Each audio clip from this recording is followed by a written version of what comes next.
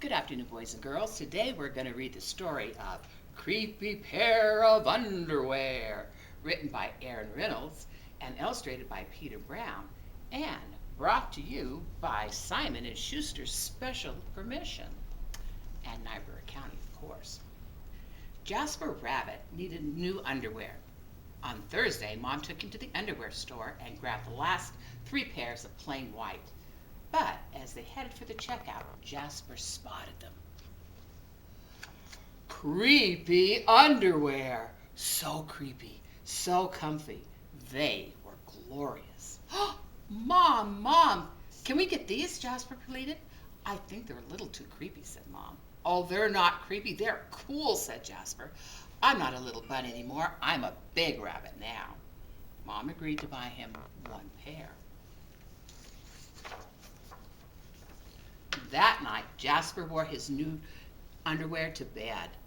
Do you want me to leave the hallway light on? Asked Dad. Dad, I'm not a little bunny anymore, said Jasper.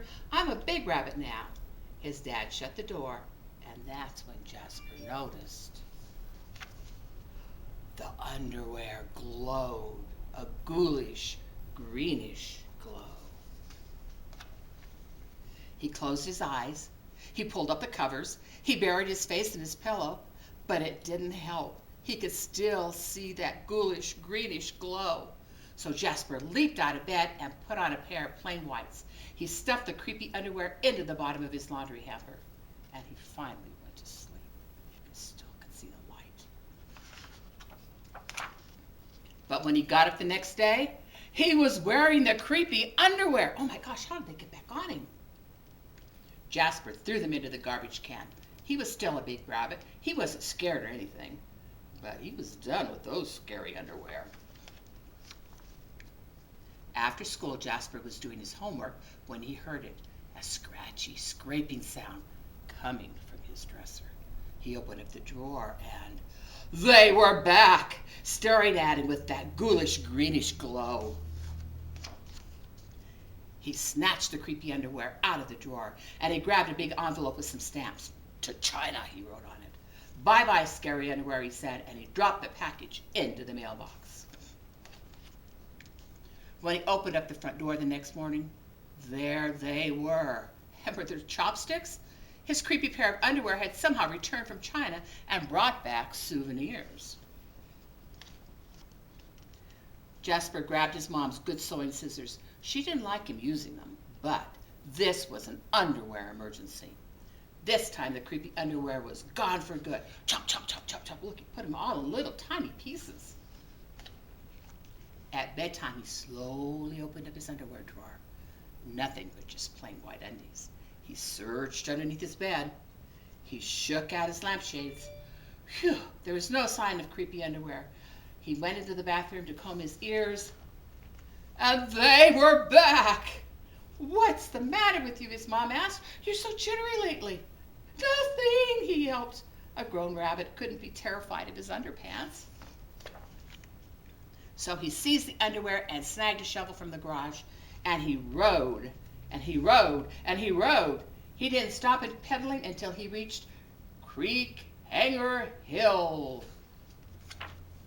Jasper began to dig. He dug until his hole was dark and deep and 100% underwear proof. He dropped the underwear in and they gleamed from the bottom. That ghoulish greenish glow. But not for long. He filled in the hole with dirt. When he got home, Jasper crept up to his dresser. They couldn't be in there. There was no way, right? He reached for the handle. He peeked in. Nothing, just plain white. Jasper smiled and turned out the light. Phew!